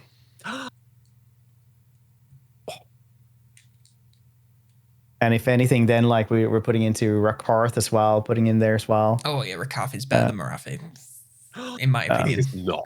And like Malus also has his own mechanic as well, not just like a couple of units. Because corruption doesn't really do much in the game. Like we don't even have that here because it just generally doesn't do anything. The colors change. And on the battle maps as well. You know that if it's blue, it's Zinch, and if it's pink, it's Slanesh, and if it's yellow, it's Mexico. Probably. Fair. And if it's blue, it's North America. Or shot with 8mm film. This is like literally the best that I'm going to give you. Nice. There you go. That's why Gelt is by the Warriors of Chaos up there. Yeah. Nestled between his big bros. I love how they're both looking into him. Yeah. It works. All right, Nakai, eat shit, loser. Yeah, I mean, like sucks. theoretically, that's a cool campaign, but it is a very, very weird campaign. Does he work this very patch, weird. or is something broken? Like, does he not get his bonus for his guys? No, I think the problem is that to get enough money for him to be a viable faction, you need to take over so much shit. You just need to conquer the entire map, and at that point you're like, yes, I've got a viable economy. It's just harsh. Yeah, he sucks. Nikari, you know, I've going to come round on Slanesh. I think they're all right. I would say S tier. Slit your roll. Maybe it's AA. I think that it's such a different campaign, and I really like the fact that you've got this almost like this. You've got this sort of like the ability to like undermine other factions, which I really like. I think that's probably one of the best mechanics in Total War. Yeah, I think the seduction stuff there is really, really good. Not like the battle seduction, but like the actual to vassalize stuff is really, really fun. I really enjoy it as well. I mean, your diplomacy options are limited, seeing as you do start on Alt 1, and you are surrounded by people who want to hurt you. Yeah, it is a special one because diplomacy options become slightly blurry because you can just fight them and then vassalize them, and then you have friends, right? You used to bully people to be your friends, but that just means that other people also like it when you talk meanly to them. Yeah, I feel like Slanesh is A, because I feel like they're just like still a little bit janky. They've got that like just come out with Warhammer 3 launch jank. They need a rework to just tidy them up and make them a lot more fluid and feel complete. Because it's just like, well, you could fight them and then leave them alone and it'll vassalize them, or you could just kill them. I like it with the heroes because that means you can like go and send a hero to fuck knows where and just vassalize some random faction through nothing else. But when you're right next to someone, it makes less sense to me. So yes, I would go for it. Orion is probably with the other Wood Elves, right? Yes, definitely. Yeah, he also gets the council and all that. Like Wood Elves are just have an easy time with a lot of stuff. Yep. Ostankian, that's an interesting one. I would Final battle say A. Final battle, yeah, D, obviously. But as a faction, she's got some very strong faction mechanics. They're quite interesting. I mean, you get spiders, right? Because otherwise, you have to have Aarongrad and all that. Mm-hmm. I really dislike Ostankian. I would say C tier. Like, do you really think B tier? Like, is she really as good as Cathayans? I think she's better. Because Cathay are crazy strong. She has more shit going on than the other two. I like more interesting stuff. However, I find both of her mechanics to be a horrendous grind.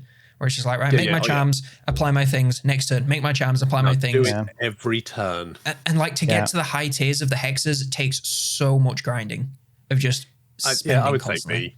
She's definitely better than the other Cathay factions, apart from Boris, who's obviously terrible. But yeah, her mechanic is... I mean, while it's very strong, and she's got probably the most powerful mechanic in the game, which is send Malekith to Cathay, which is fucking hilarious. But yeah, overall, she's just in a weird position, and yeah, I think B's fine. I would probably say C tier, but you are correct. Sending anyone to Cathay is freaking hilarious. So yeah, I mean, and so strong, so powerful, so obscenely powerful. I would still say that the Cathayans have no business being close to like Arcan and Ostankia, but yes, it is a group decision. You've been outvoted. Queek. Yeah. Queek is, I would say, A tier. Yeah. He doesn't really guess anything special, does he? Like he's got the 8 peaks thing these days. I would say, oh yeah, but that's like you get a special place there, don't you? You don't really get anything with that. I would say like B tier because he doesn't do anything. Like if you check mechanic stuff like that, like he doesn't really have anything except for a special building in 8 peak. He does have the base Skaven mechanics, which are very good in general. Yeah. Does he start with an Undercity as well, or is that a different Skaven faction? He could be doing that. Yeah, I think most of them do that now. Let's get all the Skaven out and then we can. No, Skrulk is D tier. I'm putting Jesus them all Christ. in the same place so we can work out where all the Skavens go. Oh, yeah. I would say Snitch is like ARS because he's. I'd say Snitch is A. He's really good, but he takes so long to get going. Yeah, Throt is S, obviously. Yeah, I think would also Tretch say and so. Queek are probably the same, and then Skrulk is probably one below. Yeah, I was. Skrulk is so bad. It's so insanely bad. I would almost say a D tier on that dude. He needs a complete rework on that place. Why? Why Skrulk? Why do you hate all the Plague Boys? Because the plagues don't really work that well anymore. Like everything about his goddamn campaign is garbage. He has to fight like these sore stuff straight off the bat. He specializes in okay, we're going away from battles, right? But his specialization would be like plague monks and censor bears, right? Both units are absolutely atrociously bad. How dare you? Like if we just check, even like I don't know, he's like a baseline Skaven that is worse essentially. Yeah. All right. Yeah. Fine. Okay, fair enough. C tier. Okay. C tier is fine. Yeah, I can concede to C. Okay, It's fine. Siggy, C still S. Yeah. Yeah, I I suppose would I say guess that's so. the next thing. What?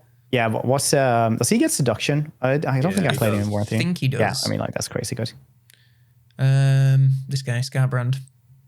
Scarbrand is better now, much better this patch, I would say. Yeah, I'd say A tier. Yeah, I think most of the con guys are about the same. Maybe Arbol is slightly better, just more fun. I mean, Arbol and Skulltaker are hilariously strong and have hilariously stuff. Both of them are almost S tier, I would say. Arbol definitely S tier because you teleport around, you chase people. I find Arbol to be incredibly fun, even though his mechanic isn't that deep. I just find Skulltaker to be a little bit.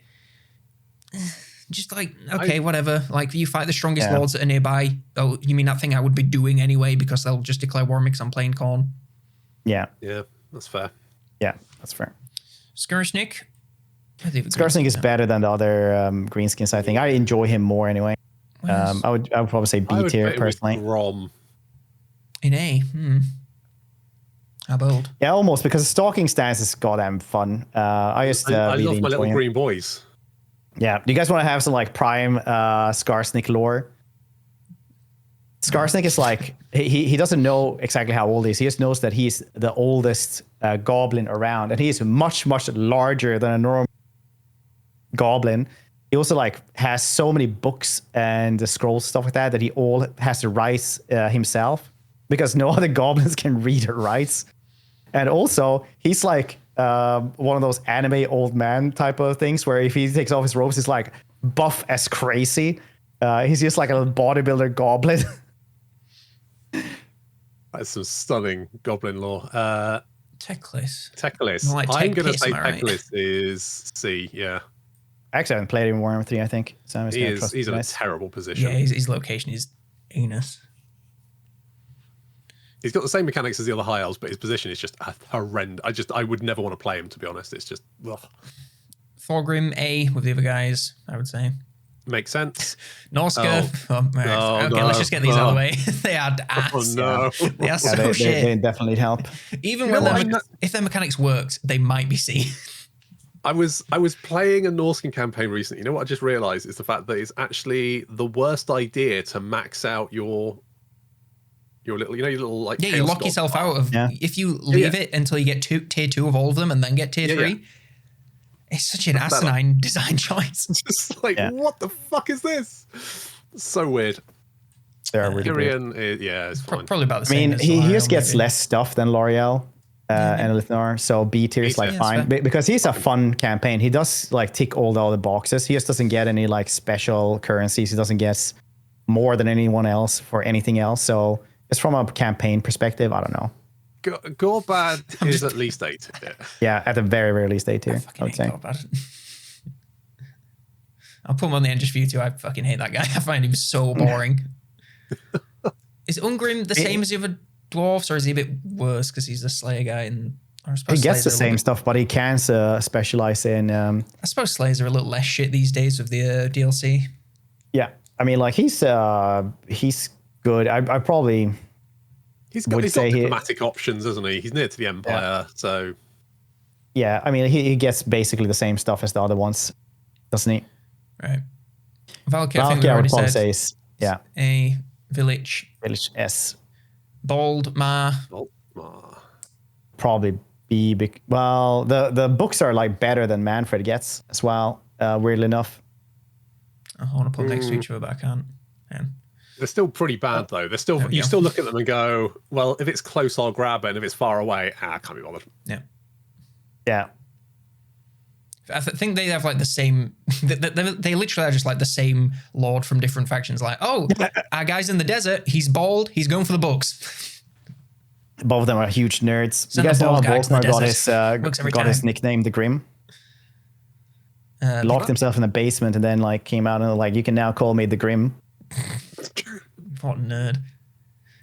Wurzag, lastly. Probably A tier as well. Or next to Skarsnik. Well, he does get like a cool start position. He also gets a really cool land at the starts. Makes him so he can get the big rogue idols at tier 3. I mean, yeah, but it's like a whole gimmick is Savage Orcs. And correct me if I'm wrong, but aren't Savage Orcs kind of dog shit because everyone has magical damage these days? Yeah, isn't it like less magic damage now? I would say put him down with Azhag. All right, Fred says A. Do you say C? I would say it's about on par with Grimgore. He has a better starting location, but slightly worse faction focus. If he still starts Necron, doesn't he? Or has he moved? I mean, Grimgore gets like faction-wide stuff for Black Orcs Rise, I think, and Warsaw gets can you specialize in Savage Orcs instead? Yeah, it's got worse mechanic but better starting location. I think it about evens out. I agree having them. Gorbad is a better Savage Orc general with some of his thingamajigs than Wurzag will ever be. So, all right, Wurzag can be C as well if you guys want, because he is. I'm happy with it. It would be. I mean, it's mainly like Lord specific stuff that he gives. So even in like battles and stuff like that, if you would just confederate Wurzag, you would have the same stuff. Am I misremembering how he works? I haven't got the game open. I've got enough tabs right now. All right, well, keep it in B dot. All right. So, should we just do a quick rundown? So, anything you guys would like to change about it immediately? I'll go through and shout out if you want to change things. So in S tier, we have all 3 Chaos Dwarves. Pretty self-explanatory. Azrael, Balthazar, Be'lakor, all of the Wood Elves apart from Draika, who I believe is one lower, even though I can't. Yeah, there she is. Elspeth, Eltharion, Tamara Chantuwu, Goldfriend, Thorek, Ikit, Imric, there we go. Karl, Torox, Malachi, Archaon, Throt, Siggy, Arbol, Village. S tier all good? Yes. Yeah, I'd say they're all pretty good. For A tier, we have Alariel, Eliphanar, Grombrindle, all the dwarves actually that aren't Thorek, and Malachi, of course. The Changeling, Draika, all of the... Oh no, but both the other Nurgle Lords. Festus, God, this is really testing my game knowledge of everyone's names. Raponce, Oxyotl, Greasus, Grom. All of the Beastman Lords that aren't Torox. Kolek, Marcus, Juanbo. Slaanesh, Person, Nakari, Deathmaster Snitch. Scarbrand, Skulltaker, Skarsnik, Gorbad, Valkyr. Makes sense. I would almost want to... Personally, I would say Juanbo and Oxy should be S tier. Juanbo because he's so goddamn strong and has just really good stuff. But then, like, I think the Cathayan should be higher up, all of them, just one bunch. And Oxy because every time you click on him in Diplomacy, he does like skink ASMR. So he goes like, and that is hilarious every single time. Well, if Oxyotl goes up, then Marathi has to go up for being mean to me liking it. Yeah, I know. That's why I'm like kind of happy with Oxy, but the Cathayan should still move up all of them one tier. What do you think about Cathayan's monsters? Are you happy with where they are? Or? Yeah, I'm fine with it there. Been outvoted, sorry. I'm also reading all these out for the audio listeners if there are any of those, because I realized I just moved some and didn't even mention it. So, you know. In B tier, we have... Is that all of the Tomb King? Oh, no, we just have the 2. So we have Archaon, Arkan, and Cetra. We have Crone Helbron, Lord Luenlioncoeur, Tahini Weenie, Gorrock. I'm struggling. Scrag, Azhag, Grimgor, Boldmar, Boldfred, Isabella and Vlad, Kairos, Rakarth, Marathi, Noctilus, Malekith, Loki, both of the other Cathayan Lords, Mama Stanky, Queeg, Tretch, and Tyrion. Yeah, I think I'm up with that. Seems good. They're all sort of mid. Yeah. Complete middle of the road. Not bad, but not great.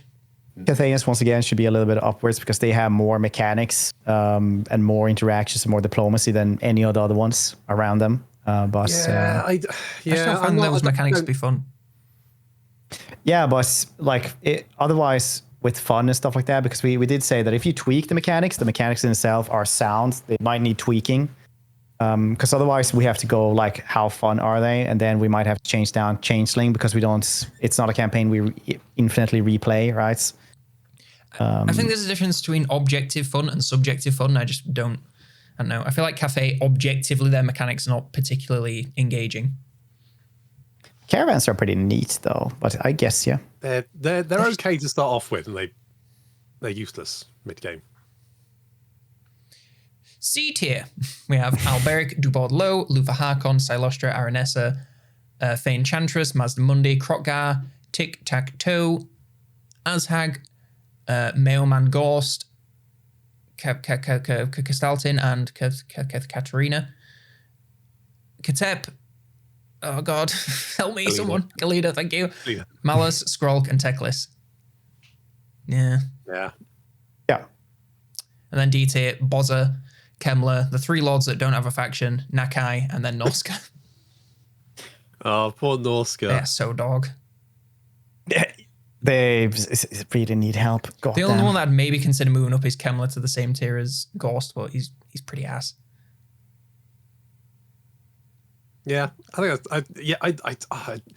think the interesting thing is that all of the Chaos Warriors of Chaos are just so high up there, and it's because you don't have to deal with taking over 100 million settlements. Yeah. Well, like, if you look at the top tier, it's all the Chaos Dwarf, fucking hell.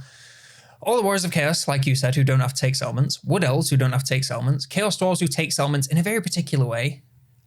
Gold Friend, who doesn't really have to take settlements. And then just people with really solid mechanics alongside the settlements, so you don't really notice it.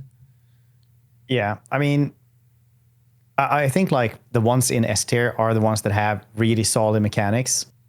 And I can't really think of anyone that has better mechanics than any one of them in S tier, really. No, all very, very... I mean, the thing is, the dwarves have a lot of mechanics now, but... Yeah, they do. Kind of why they're so high up as well. Also because it definitely feels like somebody actually cares about the dwarves. Like, oh, we're putting this dwarf over here. Who will he befriend? What will happen then? Thorek is the only one that doesn't really have any friends around him. But you can easily befriend stuff like Krokgar. But it's also a little bit 50-50 with him. And you will have more wars with him as well than the other ones. But also he gets like the hunt for artifacts and relics and stuff like that. So not as strong as Malachi, but pretty solid still. Dwarves are insanely strong baseline.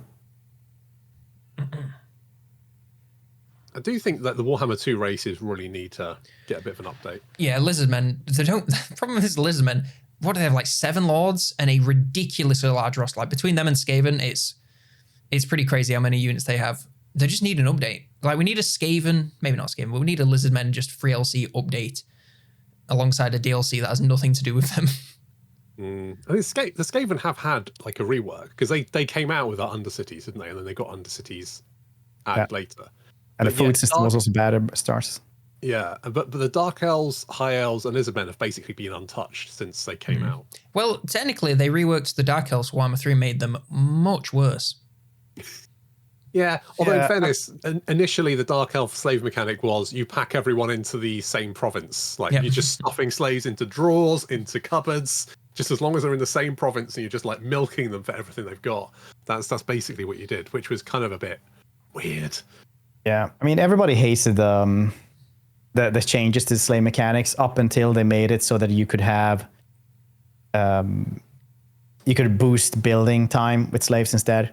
Then everybody stopped complaining because then you could get shades faster and that's what people wanted. Yeah, apparently. I think it seems like the secret is secondary currencies and then Russian construction is like a big win. Everyone loves that. Yeah, It's I why, mean, it's I mean, why I maybe like it's the Ogre Kingdom so much now, is that you can get meat from fighting, and then you can use that to build your buildings in your camps. So it kind of feels like there's a reason to do it. Yeah. yeah. Second currencies are fantastic. Even if you have a second currency, it's even better. What about third seas currencies?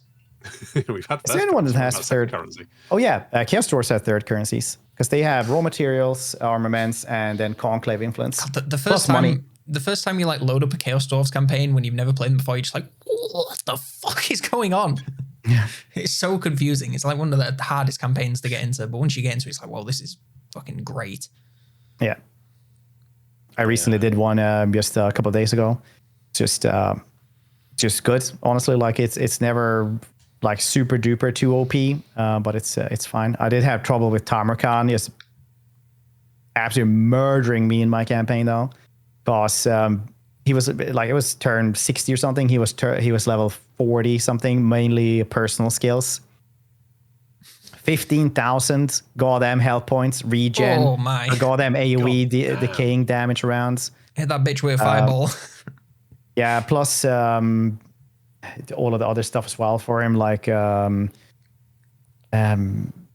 ward saves and physical resistance and a bunch of armor and things like that. Like just stopping him is a task in itself. And then he has an army of giant things dispersed to your front line as well. Your back line just folds essentially. It'd be really like I think a faction battle I'd like to see in the campaign would be Balthazar with like max cataclysm spells versus Tamarkan of all his chieftains and next units. That'd be a showdown for the ages.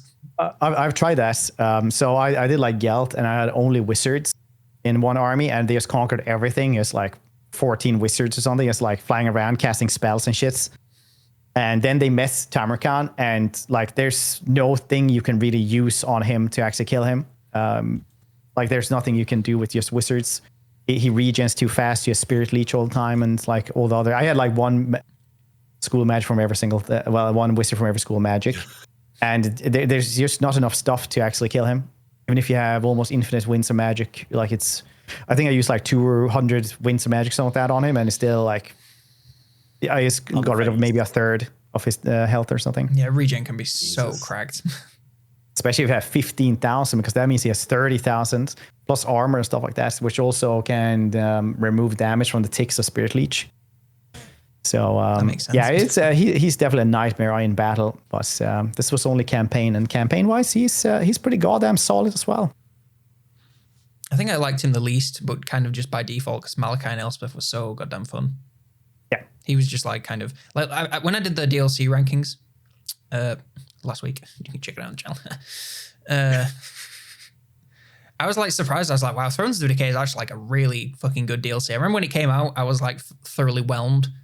But I think it's because I did the review like after I'd played it relentlessly. But like looking back on it, that is a banger DLC. Yeah, it's like second. It is. I think I put it second best of all the DLCs from Warhammer 1 to Warhammer. Oh really? Which one was the best? Prophet and Warlock, which can't beat it. It's just so good. Like fair enough, Tahini Weeni's not the greatest, but he's fairly interesting. The units he brings, the Engine of the Gods, holy moly, that is just one of the most fun units in the game to use. And then of course, Ikit Chlorina's units are just ridiculous. Yep, I think Redis didn't like that one because it like started the power creep situation, but like in itself, like it is such a good DLC, like hilariously good. It's just so fun. It defines the Skaven, really. That's the thing about it. Well, until Throt came out, like the Skaven that I just ran every time was just weapon team spam. Like just get a relatively solid front line and put rattling guns and Jezzails and plague catapults and warp lightnings and anything else that you can get in the back line and just buff them to hell. Especially if you play Nikit. Yeah, I mean, still with Throt, it's like more effective to get weapon teams armies, but it's more fun to get monsters. Sorry? It's more fun to get monsters occasionally. Yeah, it is. Monsters fun, but Daka more effective. Who would have thunk? Anyway, do you need to go and do your stream, Frederick? I do. Yes. What have you been playing? Speedrun. Okay. You guys start. God, I'm not well, I've been playing Heart of the Machine, which is a weird ass game, but I kind of love it. Nice.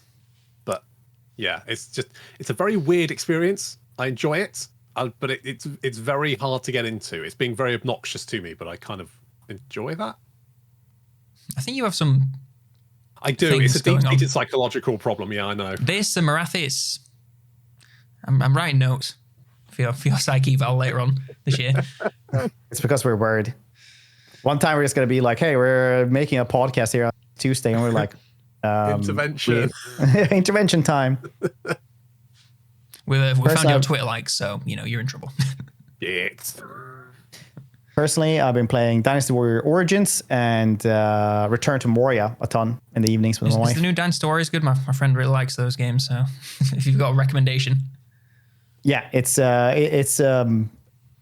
up there with like the Dragon Ball stuff, which is like sparking. Also has like really good reviews on Steam, and it's because when you see it, if you see the trailer, you see in the gameplay, that's the game. It's very simple. You watch it for 30 seconds, you know exactly what you're getting into. Exactly. So yeah, it's good.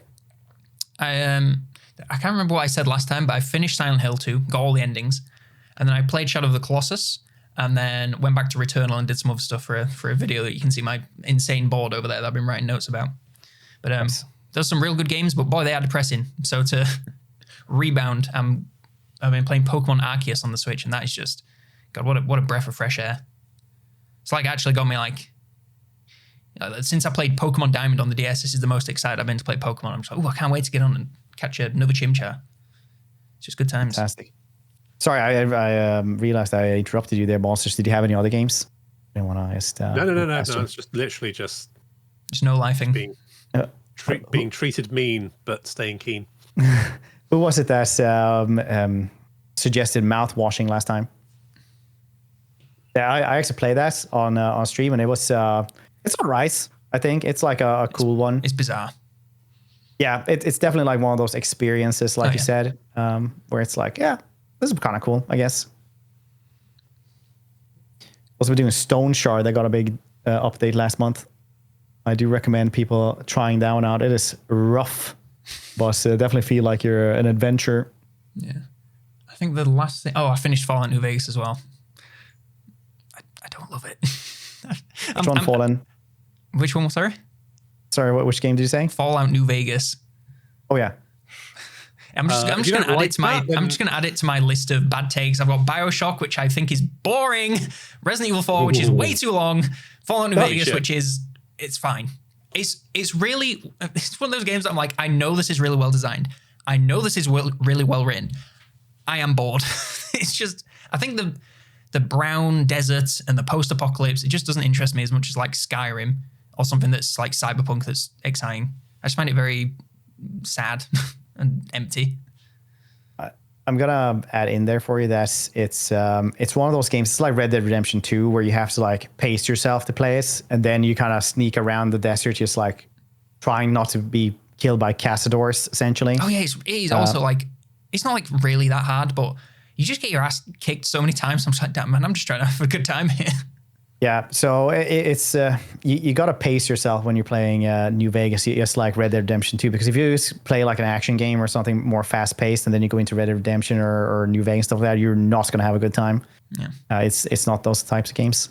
I think if I was to play it again at some point in the far future, I'd probably like going with like, right, this is the build that I'm going to do. This is what and then I'd probably have a better time when I know what to expect. But for a first time, it's very abrasive to get into, but I can understand why some people think it's like a masterpiece, because the design and the writing is really good. I just didn't have that much fun. It's like these factions. They can be really well designed, but you just might not have fun playing them. Yeah. I think also New Vegas is one of those games that if you played it back in the day, it was really revolutionizing and stuff like that. Nowadays, it's like, is it supposed to crash this often? Like, what's happening? Yeah, I had to install some mods to get it to function. Yeah. And then one last thing. I've been gearing up to play Cyberpunk 2077 again, because I played it right before the big patch in the DLC. Oof. So that's really fucking annoying. So I'm going to play it again. I've just been downloading a shitload of mods for that. It's such a good game after the update. I really liked it first, and then now it's like one of the best RPGs ever. But I'm just having fun with Pokemon. So I'm going to wait until I get like a little bit, like I need a break, need something different. But yeah, I've just been downloading mods, which is a game in itself. But yeah, that's me. Go on, Fred. Do your stream. That's all, folks. Get the That's all, hell folks. out of here. Yeah. Thank you, everybody, for watching. I hope you guys enjoyed this this tier list, and I'll see your cute faces next time. Ooh. Bye. Bye.